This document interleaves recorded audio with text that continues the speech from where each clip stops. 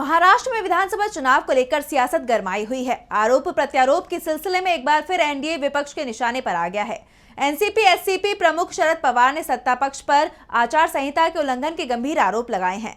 इस बीच इंडिया गठबंधन में एक और दिग्गज के शामिल होने की खबर आ रही है।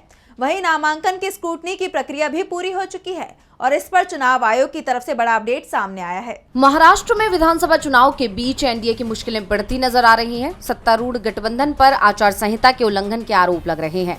एनसीपी एससीपी प्रमुख शरद पवार ने बड़ा दावा किया है। उन्होंने कहा कि हमें कई जिलों के अधिकारियों से पता चला कि सत्ता पक्ष दलों के उम्मीदवारों को चुनाव के लिए वित्तीय सहायता मिल रही है। इसके लिए पुलिस वाहनों का इस्तेमाल किया जा रहा है। पुलिस विभाग के अधिकारियों ने भी ऐसा कहा।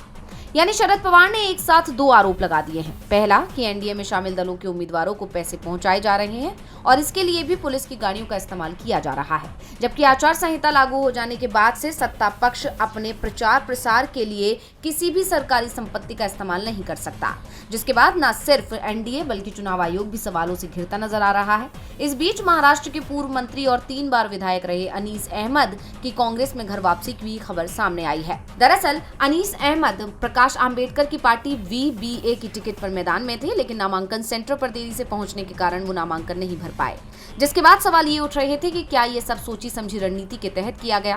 बहरहाल अब उनकी कांग्रेस में वापसी हो गई है। वहीं चुनाव आयोग की तरफ से नामांकन की स्क्रूटनी पूरी हो जाने पर तय उम्मीदवारों की जानकारी दी गई है।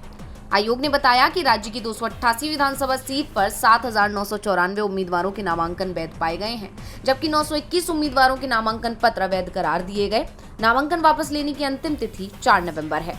डीवी लाइव की रिपोर्ट।